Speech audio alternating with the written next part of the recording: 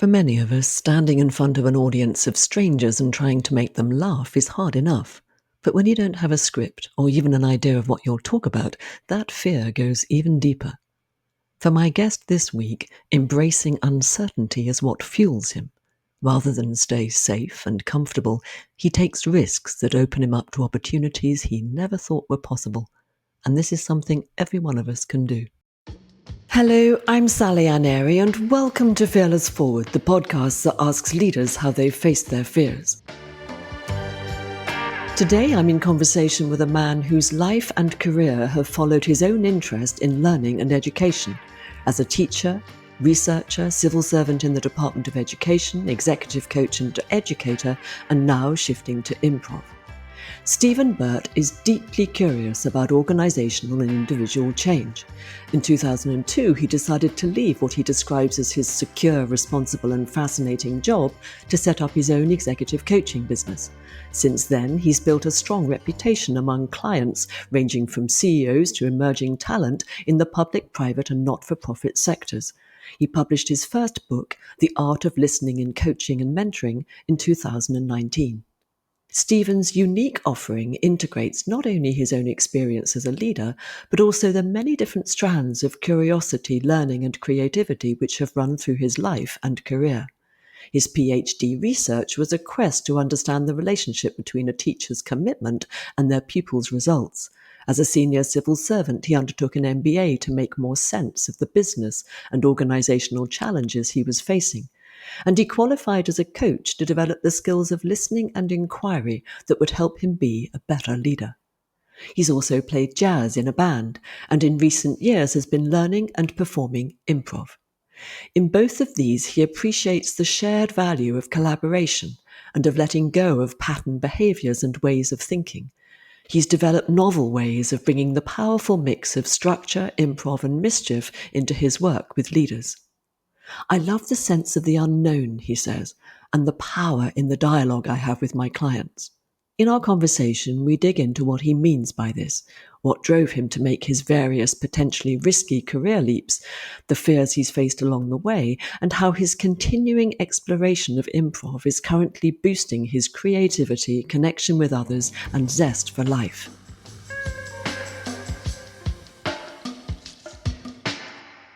So, Stephen, what is it about the sense of the unknown that you love? It's a number of things. I think the unknown means it's possibly to do with things that I haven't done before. And I've found that staying interested, growing, paying good attention, perhaps that's the way to put it, comes from going into the unknown. And it's the place of creativity. It's the place of finding solutions, ideas, possibilities that haven't been available before. And that's got energy in it. Part of me is a problem solver. So I love to move into areas where we can make something isn't there before. But there's also this sort of frisson of danger and risk and, the tightrope without the net, that sort of thing that brings me alive. And so it's exciting and it brings the best out of me. So do you like uncertainty, generally speaking? I think that I have an ambivalent relationship with uncertainty because, like so many people, I like to be able to predict the future to a degree because that gives me control and enables me to plan.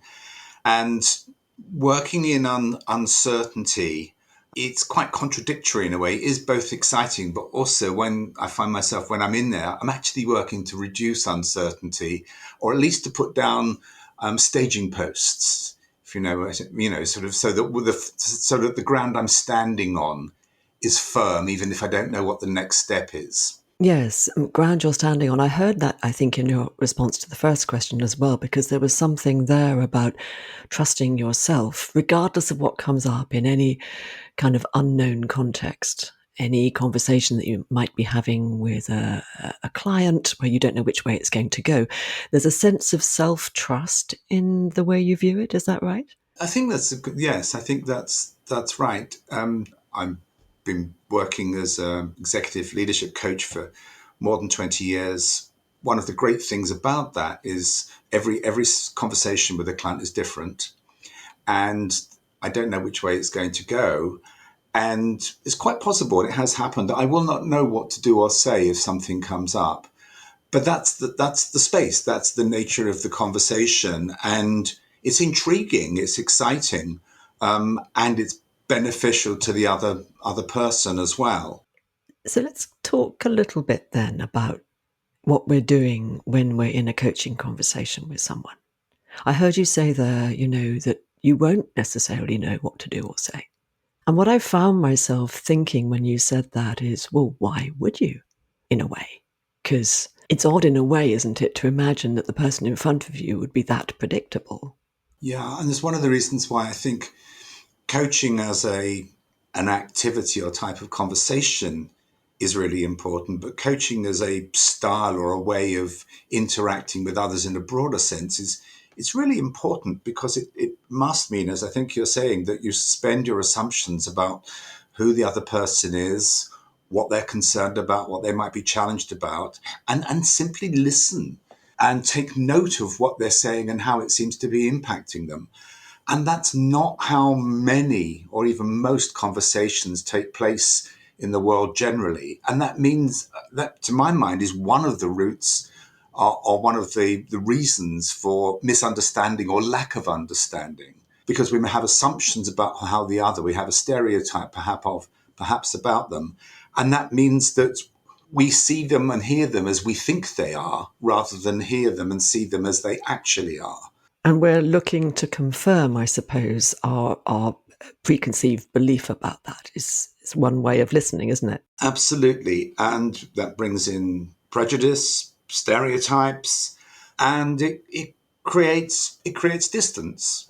And it's one of the reasons why often when someone shares an issue or a challenge, the response of the other is to give advice, because they very quickly think that they know what this problem is about. My experience is that no, it takes a long time to really understand not only what is the problem, but how and why does it challenge the person who has it. And so back to this idea of the unknown, it's almost suspending all previous beliefs in that conversation so that you can keep really alive to what's actually being said. Yeah.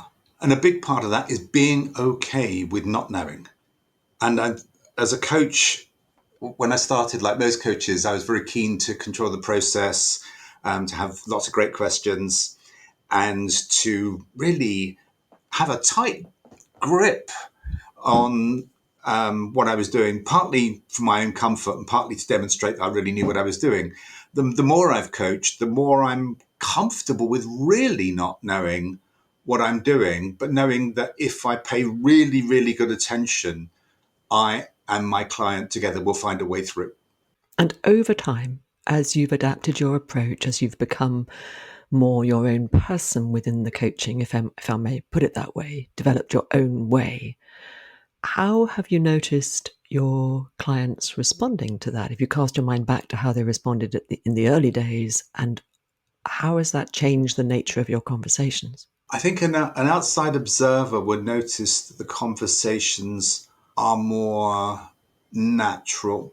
I will ask questions, but I'll give observations, I'll make comments, I'll respond, sometimes very simply. So, wow, that sounds tough, or whatever. Just and to my mind, more and more, it's a meeting of two people, one of whom is an expert in their life and their situation, and the other is an expert in helping them make sense of that and uncover what's going on. So it's sort of complementary, sort of expertise, but the key thing, it's a human interaction rather than a professional client interaction. I think it's far more ordinary, far simpler than I think when I started, when I had so much stuff in my head and my heart that really I thought I ought to do, but I've let go of most of that now.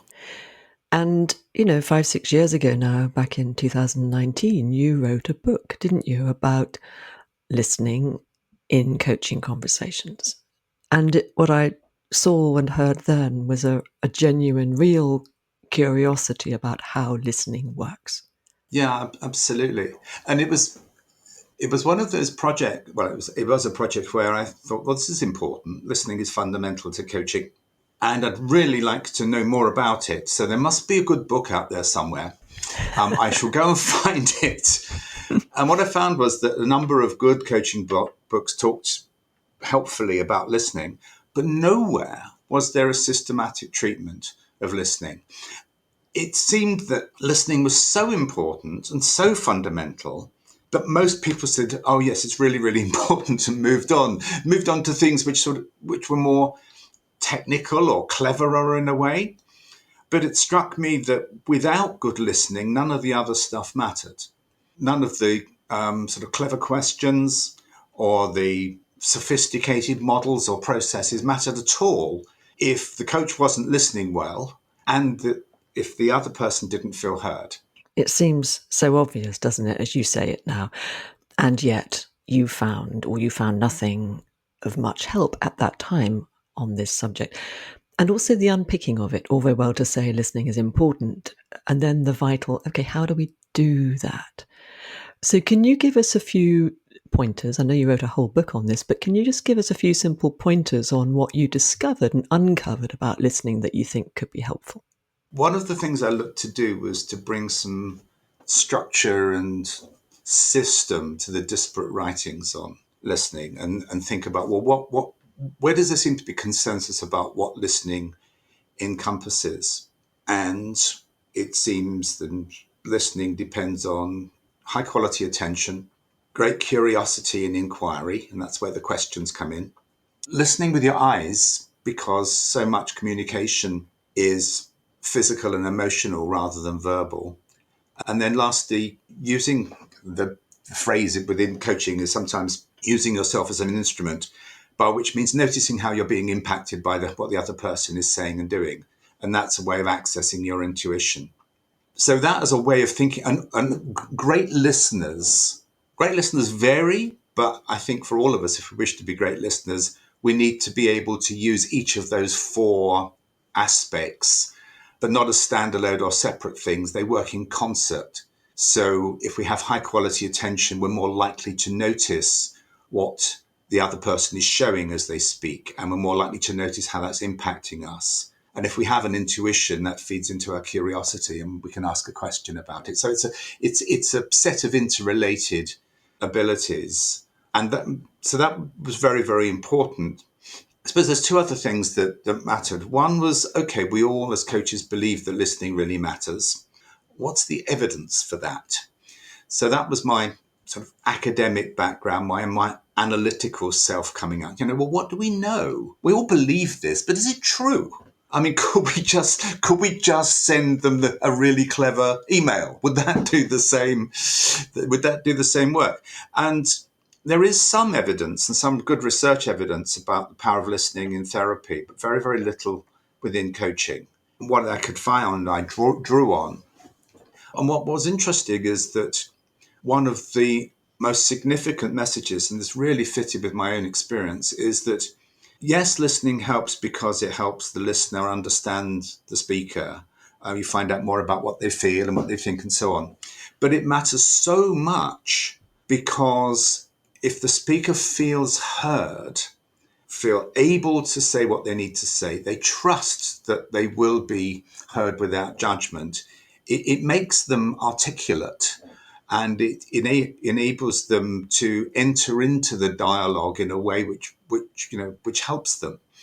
And that point about feeling heard is the really big takeaway from the research I did. And since then, I've thought more and more that if you pay high quality attention and the other person feels heard, then sometimes you don't have to do anything more than that. Fancy questions, clever interventions and so on, all very well and good. But if they feel heard, they are able to do the work on themselves that they want to do. Yes, it's the sense of self-esteem that brings to the person. They are worthy of being heard. You are there holding the space, so to speak, for them to speak. And I wonder, how rarely does this happen? How often does this happen? And how rarely it seems to happen in everyday life, in our busy lives. It's one of the things, one of the precious forms of communication, simply listening, that perhaps is most lost. I think that's true. And there's some research evidence for this. There's one piece of research, I don't remember who it was by, but it was with a small group of women who'd left abusive relationships and working with a therapist. And the therapist, after a while working with a group of women, asked them what was working, what wasn't, and so on. And the strong feedback was pretty much, yes, you're very well qualified, you're a great therapist and so on. But the big thing is I feel heard and I feel seen. I feel that, I feel like my point of view and what I experience in the world has validity, whereas previously it didn't. And I think to some degree, a lot of people can feel that. So when I look, Stephen, at the trajectory of your professional life, your career, what you've done as work, I've been looking at the thread, the thread, I spoke about this in the introduction, but, the thread of curiosity and learning and development that runs through it. It seems to me, sitting from where I am, that you did a thing and then you got to a point where you had questions that weren't being answered within the thing you were doing. And then you sought a way of finding those answers. And then you found them. And then more questions came. And then you went into the next thing that answered those. And you've allowed those questions and that curiosity to kind of drive your decision making. I think I'm reasonably good at noticing when what I'm doing isn't working for me. So in terms of making changes, that's a bit of a push element. But I think I'm also quite good at finding things which generate possibilities in my mind. So yes, the questions are happening, but I'm starting to form possible answers or avenues to move down. I mean, the example was when I became a coach. I had trained as a coach whilst being a civil servant. I was starting to think that being a civil servant wasn't quite right for me. I looked around, I couldn't see another job I wanted to do there. So there was a bit of push, but I'd volunteered to do a pilot coaching qualification because it sounded really interesting and it fit with how I operated as a leader. So that gave me a possibility. So I think noticing the rub, noticing that something isn't quite right anymore, and being open-minded and active enough to put myself in the way of other possibilities. It's a combination of the two things. And what I draw from that, and it reflects back on some of the conversations I have with my coaching clients, often they want a career plan, and I respect that. And if we can do that, then I'll help them with that. And I'll share with them that I've never had a career plan. But being aware of whether what you're doing is working for you or to what extent, and sufficiently open and sort of almost scanning and doing things that might be interesting, is another way of finding possibilities or the next avenue or step. And I'm hearing there that there's a sense of listening to yourself, noticing when you feel some discomfort or something's not quite right, and listening to that rather than ignoring it. Absolutely. And listening to those around me who are and continue to be a bit more perceptive than me. So when my children were little, if I'd had a bad day and I came through the door, they knew before I'd processed. They knew I'd had a bad day before I'd processed the facts. So hearing what my partner Francis and my kids have said to me about how I am has been so important as well, because I think sometimes people close to you see how you are before you do yourself. So that's important. Another bit of, and I don't pretend to be brilliant at that either, but eventually they get through and I think, yes, you're right, I'm not very happy at the moment. Or, yes, I did that and it was great, maybe I should do more of it. Yeah, so listening to the direct, unadulterated feedback from your family and the message getting through. So isn't that interesting? If I may pause with that for a moment, because I think it's very typical for all of us that sometimes if we think we're doing the right thing or we think we're on the right path, whatever it may be, that when someone gives us feedback that might suggest that's not quite true, it can take a while, can't it? We don't immediately say, oh, good point. Yes, I must, no, we don't. We tend to sort of stick with what we're doing for a bit longer, thinking no, for some reason, this is right. I'm holding on. I'm doing this. I'm going to make it work. So I'm curious about that in terms of what, as you know, this podcast is about. It's called Fearless Forward. It's about how we work with this very normal thing we call fear. I'm curious about if you can remember a moment in your life where you did hold on to something for a while before letting go of it. Where do you think that may have related to some kind of fear? I can think of relationships which, whether romantic relationships or others, that, with the benefit of hindsight, went on a little bit too long. I think moving on from a group or a relationship feels quite final, and I think the fear of moving on is, it's one of the things that I know in my head but don't always feel in my heart, which is if you're going to create something new, you have to destroy the thing that's currently in the place that it will occupy, and destroying that thing. It's a small example, but I can think of an improv group I was in that I stayed in touch and dabbled back long after I was really enjoying it. The fear of letting go, the fear of the decision almost, and the fear, I suppose, is about, well, what if I'm wrong? What if it does get better? What if actually the things that I think will be better that I'm moving toward, what if they don't work? It's the uncertainty, I think, that is the thing that can be fearful about. But I think that what we were saying about tapping into how am I feeling? Is this working? And sometimes a little bit of hypothetical imagining can help. One thing that stands out for me, when I was agonizing over whether to leave the civil service and set up as a coach. And I knew that I was drawn by the idea, but I had a mortgage, three young children, bills to pay, great uncertainty, didn't know whether I'd make any money or it would work. And I was speaking to my coach at the time about this, and he was really experienced. And I was partly asking him, can you make a living as a coach? And this was 2002, so there weren't so many around then. And he didn't answer that question.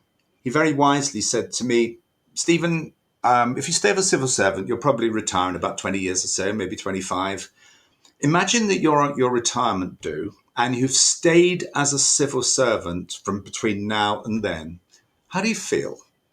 And instantly I knew that the thing I had to do was to leave the civil service and try to be a coach. If it didn't work, then cross that bridge when I come to it, and manage the risk in all sorts of sensible ways. But it was just such a crystallizing, clarifying question that helped me tap into what I was feeling and what, in a sense, what I knew already, but which I couldn't quite admit without a little bit of help.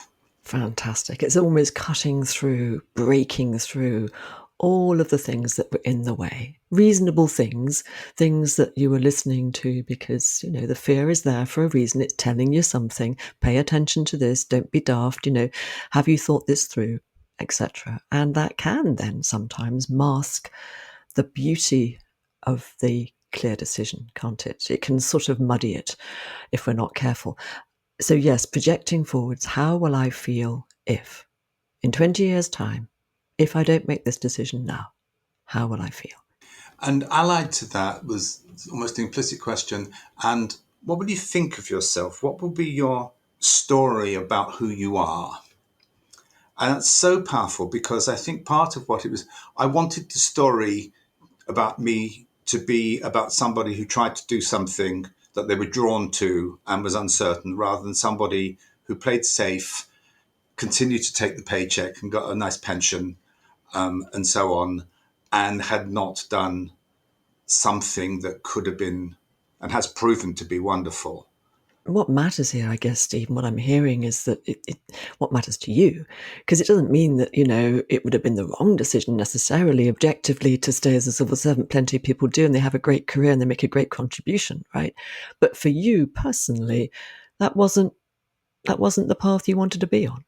No. And I think for me, one of the drivers and why I might move towards uncertainty, even though I find it challenging sometimes, is the desire to be as much as I can. And for me, that's not only in terms of, that's definitely not in terms of career advancement, even though that matters. It's far more about using all that I have. I love that, because what being as much as I can, using all that I have, is perhaps another way of saying fulfilling your potential. But there's so much more life in it, being as much as I can. It's very present, it's very alive, it's actually doing it, right? Because how do we know what our potential is? I've often wondered about that. How do I know when I've reached it? I think it sounds like an endpoint, but I think far more that it's a state of affairs that can change.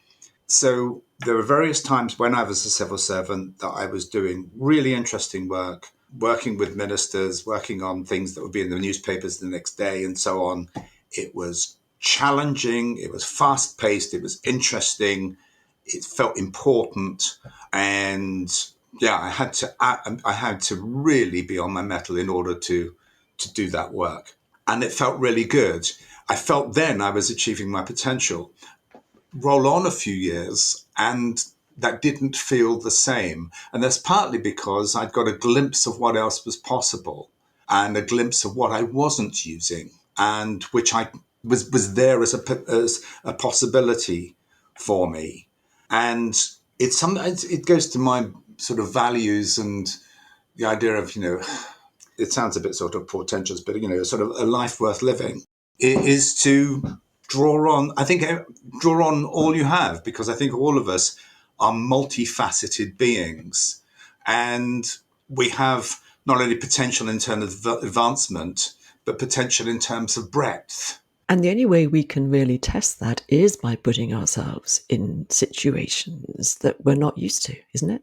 Because how else do we know? Otherwise, we only know the thing we're good at. Absolutely, absolutely, and it happens for a lot of very understandable reasons. But I think the structure of work and the structure of lives mean that people do have to quite understandably put a lot of their time, energy, and commitment into one thing. That's the work. But when I talk to my coaching clients and I see them weighed down perhaps by a problem and they're really struggling with it, and we get on to talking about, well, have you met anything like this before? Or, if you are struggling with something entirely new, how do you approach it? And then we start to use the fact that they are an avid gardener, a bell ringer, a knitter, a fisherman or woman, or whatever. And then they come alive and they draw on another part of themselves and the problem gets solved. And we have these other areas, but perhaps I've been very fortunate in many ways that I've had a chance to spend time in different areas and develop different aspects of myself. I still have the analytical, politically interested, systematic bit of me that was a civil servant. And I also have other things that I've developed since. And how lovely that, the skills that you might have as a jazz musician, as you are, can read across into some of the other things you do. And you've written widely about this, haven't you, over the years? So not only systematic process, structure, and so on that is needed to be a senior civil servant advising ministers, you also did a PhD. So proven, academic capacity and perseverance to do that, and the deep research required. You've taught in inner city schools in London, so quite very practical, thinking on your feet, managing presumably some quite difficult situations at times, I should think, as any teacher does. And then moving into coaching, working for yourself while you're still, raising a young family, pretty courageous decision at that point, I get it. And then more recently, moving into improv. And if that isn't letting go, I don't know what is. So let's talk about improv for a bit. Why at this time in your life? I know you've been with it now for a few years, but nevertheless, at this stage of your life, let's call it, why did you decide to do that? I think it's an illustration of what we were talking about before, in that two things were happening for me about sort of 7 years ago.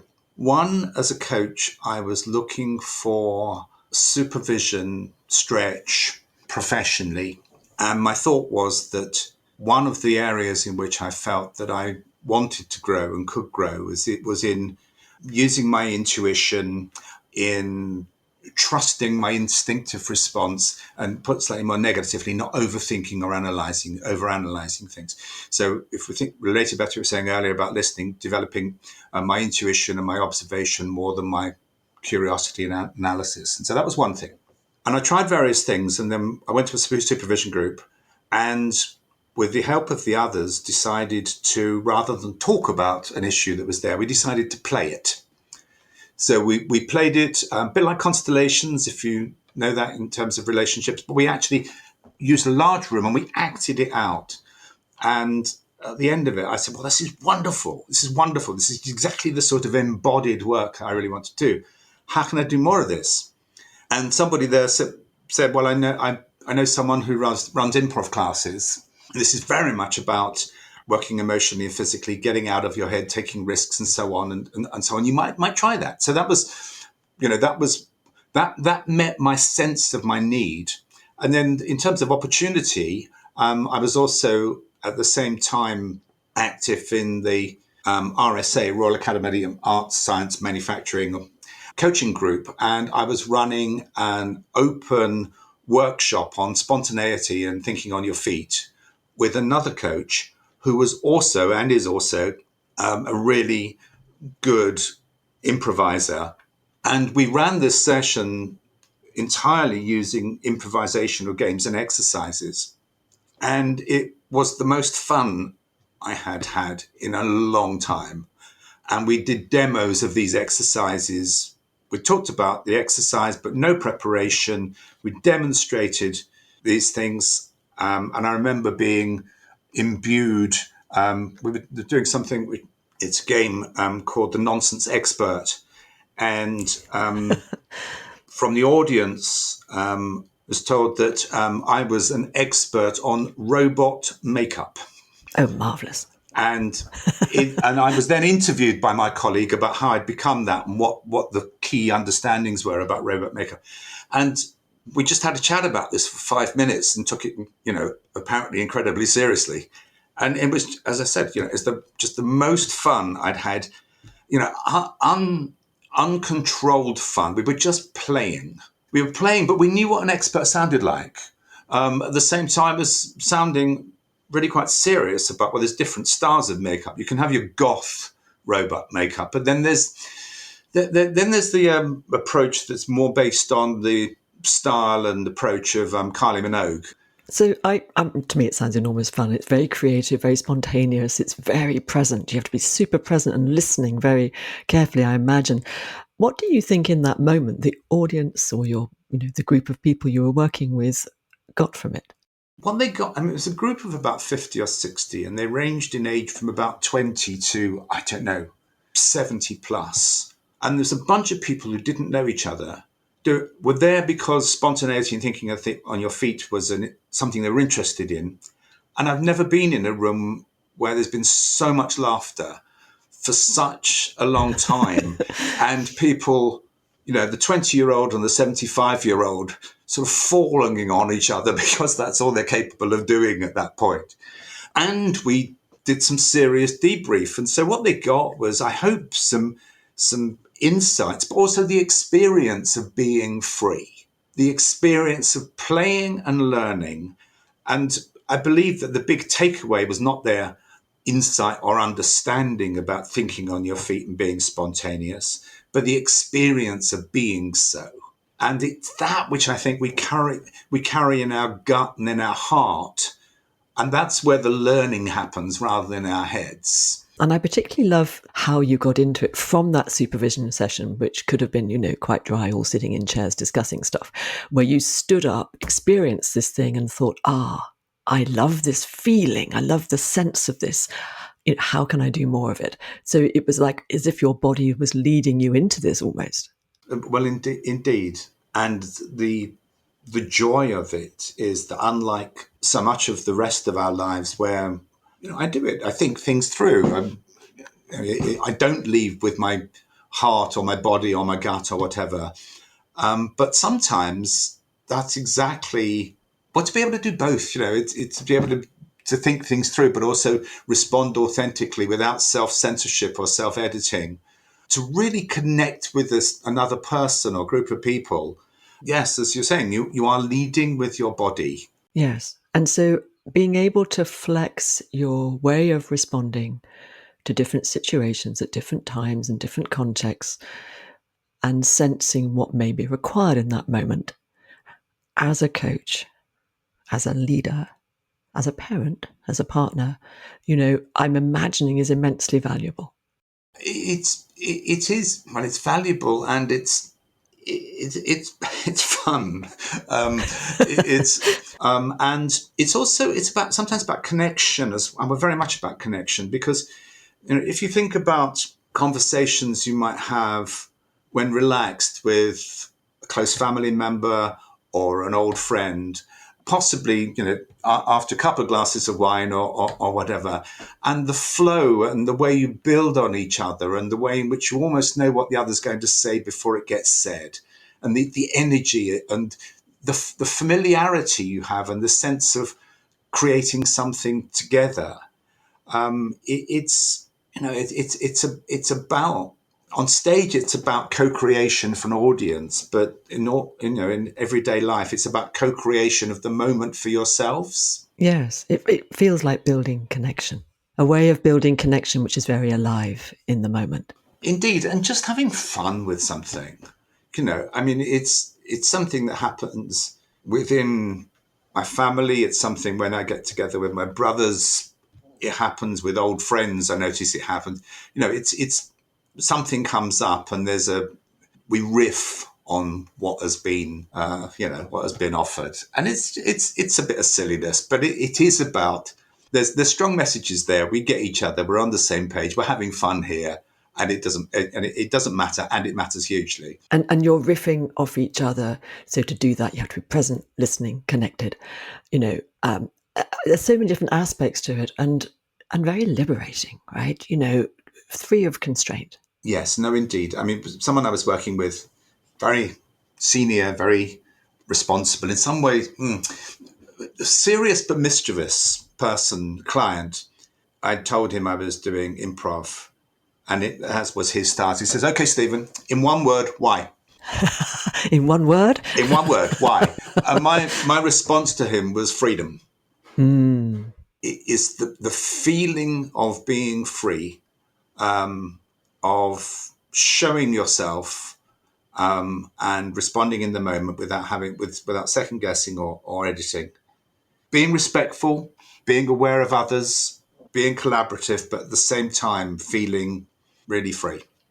Are there moments, or have there been moments over the last 7 years or so that you've been exploring this, where you have nevertheless experienced some kind of fear? Because, ultimately for many people, standing on stage, ad-libbing, so to speak, with no script, nothing to prepare other than yourself, pretty scary prospect, I think. Absolutely. The first improv course I attended was a day of improvised singing. I can just about hold a tune if I'm with a bunch of other people who really know what they're doing, but I don't think I've ever sung individually in front of others, and that was what we were doing that day. And I remember turning up, about a dozen or so people. They all seemed to know each other. Some of them were doing warm-ups, scales and so on, vocal scales, and could clearly sing very, very well. Thankfully, not everyone could sing really well, but as we were about to do an exercise which involved standing up in front of everyone, 2 people at a time, I don't know if it's at all akin to the first parachute jump, but it felt a bit like that. I felt like I was looking over the precipice, and I could feel in my gut, oh my God, what have I done? Why am I here? I can't sing. I don't know what's going on. They all know each other. They're all brilliant, and so on. And I was aware of that. And as the facilitator, the teacher said, okay, this is what we're going to do, described it. Right, 2 people up. I felt the sort of lurch in my stomach. And going back to what we were saying about following your body, I let my body, interesting, the dualism, isn't it? I let my body take myself out of my seat and into the space in front of the others as a part of the first pair.